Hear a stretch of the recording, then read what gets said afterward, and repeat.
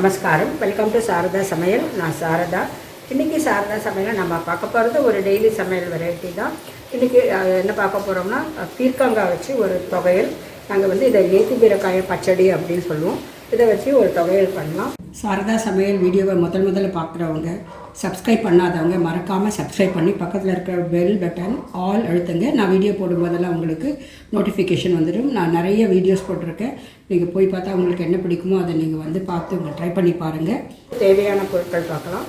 பீர்க்கங்காய் நல்ல எலசாக இருக்கும். அது பார்த்தாவே தெரியும் உங்களுக்கு எவ்வளோ சாஃப்டாக இருக்குது, எலசாக இருக்குது. இதை மாதிரி இருக்கிற பீர்க்கங்காய் ஒன்று எடுத்திருக்கேன் நான். அதாவது ஒரு 125 1/4 கிலோக்கு இதை மாதிரி 2 வந்தது. ஒன்று நான் இந்த தொகையல் பண்ணுறதுக்காக எடுத்துருக்கேன். இதை முதல்ல நல்லா அலம்பிட்டு தோல் செய்விட்டு கட் பண்ணி வச்சுக்கணும். நம்ம தொகையல் ஸ்டார்ட் பண்ணுறதுக்கு முன்னால் மீதி என்னென்ன பொருட்கள் தேவைன்னு பார்க்கலாம். பச்சை மிளகா ஒரு 5 எடுத்துருக்கேன், நல்லா காரமாக இருக்கும். 4 காஞ்ச மிளகா, ஒரு சின்ன எலுமிச்சை சைஸ் புளி, 1/4 ஸ்பூன் வெந்தயம், ஒரு 5-6 பீஸு பெருங்காயம், 1 டீஸ்பூன் கடுகு தாளிக்கிறதுக்கு, உளுத்தம்பருப்பும் தாளிக்கிறதுக்கு, எள்ளு, கருவேப்பிலை, எண்ணெய், உப்பு தேவையான அளவு. பீர்க்கங்காய் தொகையல் பண்ணுறதுக்கு நான் ஒரு வாணலி போட்டிருக்கேன். நான் இன்றைக்கி செக்கு கடலை எண்ணெய் யூஸ் பண்ணுறேன். நல்லெண்ணெய் கூட யூஸ் பண்ணால் எதுவும் போட்டாலும் நல்லாயிருக்கும். நான் ஒரு டேபிள் ஸ்பூன் அளவு போட்டிருக்கேன். எண்ணெய் காஞ்செடுத்து கொஞ்சம் பெருங்காயம், அது கொஞ்சம் பொரிஞ்ச உடனே நான் வெந்தயம் ஒரு 1/4 டீஸ்பூன் எடுத்துருக்கேன், அதை சேர்த்துடுறேன்.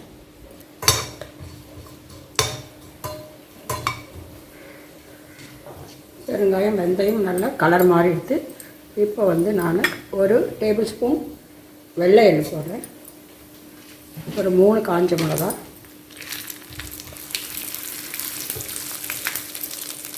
எள்ளு கலர் மாதிரி எடுத்து இப்போ இந்த ஸ்டேஜில் நம்ம பச்சை மிளகா நான் ஸ்ட்ரெயிட் பண்ணியிருக்கேன். ஒரு 2 கொத்து கருவேப்பிலை போட்டுருக்கேன்.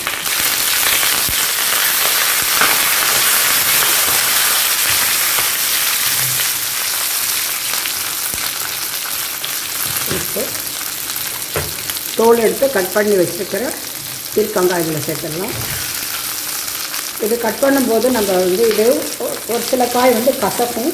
இப்போ நடுவில் இருக்குது இந்த வெள்ளையாக இருக்கு இல்லையா, அதை எடுத்து கொஞ்சம் வாயில் போட்டு பார்க்கணும்.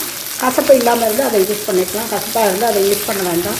ஏன்னா அதை போட்டு சமைச்சா சமையலே ஒரே கசப்பாக இருக்கும். நான் ஒரு தடவை செக் பண்ணாமல் போட்டுட்டேன், பருப்பெல்லாம் ஒரே கசப்பாக இருந்தது. ஸோ ஜென்ரலாக எங்கள் மாமியார் சொல்லுவாங்க முதல்ல டெஸ்ட் பண்ணணும்னு சொல்லிவிட்டு. ஸோ எப்போவுமே அதுக்கப்புறம் நான் அது மாதிரி பண்ண ஆரம்பிச்சிட்டேன். செக் பண்ணி பார்த்தேன், இது நல்லா இருக்குது. இதில் ஒரே ஒரு சிட்டிகை மஞ்சள் பொடி நம்ம சமையலில் கட்டாயமாக சேர்ப்போம். இந்த தொகையலுக்கு தேவையான அளவு உப்பு, புளி ஊற வச்சு எடுத்துருக்கேன், அதையும் இதில் போட்டுடணும். போட்டு எல்லாத்தையும் நல்லா வதக்கணும்.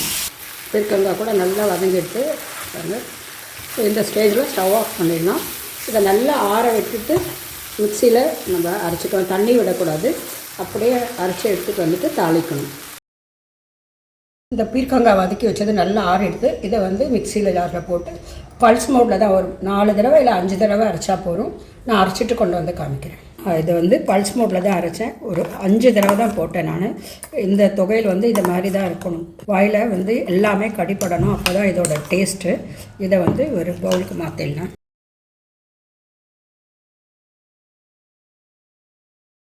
பீர்க்கங்காய் தொகையலுக்கு தாளிக்கலாம். ஒரு 2 டேபிள் ஸ்பூன் எண்ணெய் விட்டுருக்கேன். எண்ணெய் சூடாகிட்டு ஒரு 1/2 ஸ்பூன் கடுகு, ஒரே ஒரு காஞ்ச மிளகாய், கொஞ்சம் உளுத்தம்பருப்பு போட்டுட்டு ஸ்டவ் ஆஃப் பண்ணிடலாம். அந்த எண்ணெய் சூட்டுக்கு உளுத்தம்பருப்பு நல்லா கலர் மாறிடும். கலர் மாறிட்டு இப்போ கருவேப்பிலை சேர்த்துக்கலாம். தாளித்து இந்த கடுகை இந்த தொகையில் கொட்டிடலாம். இது சுட சுட விடணும், அப்போ தான் இதோட டேஸ்ட் நல்லாயிருக்கும். நல்லா ஒரு கொத்தமல்லி, அவ்வளோதான். சூப்பரான நேத்தி பீரக்காய் பச்சடி பீர்க்கங்காய் தொகையில் ரெடி ஆகிடுச்சு. இதை சாதத்தோடு பிசைஞ்சு சாப்பிட்டா சூப்பராக இருக்கும். இல்லாட்டி இதை சப்பாத்தி தோசை எதுக்கு வேணால் நம்ம இதை சைட் டிஷ்ஷாக எடுத்துக்கலாம். இந்த நேத்தி பீரக்காய் பச்சடி பீர்க்கங்காய் தொகையில் வீடியோ உங்களுக்கு பிடிச்சிருக்குன்னு நினைக்கிறேன். பிடிச்சிருந்தால் மறக்காமல் லைக் பண்ணுங்கள், கமெண்ட் பண்ணுங்கள். இந்த வீடியோ உங்கள் ஃப்ரெண்ட்ஸ் அண்ட் ரிலேட்டிவ்ஸ்க்கெல்லாம் ஷேர் பண்ணுங்கள். இன்னொரு வீடியோவில் உங்களை நான் சந்திக்கிறேன். நன்றி, வணக்கம்.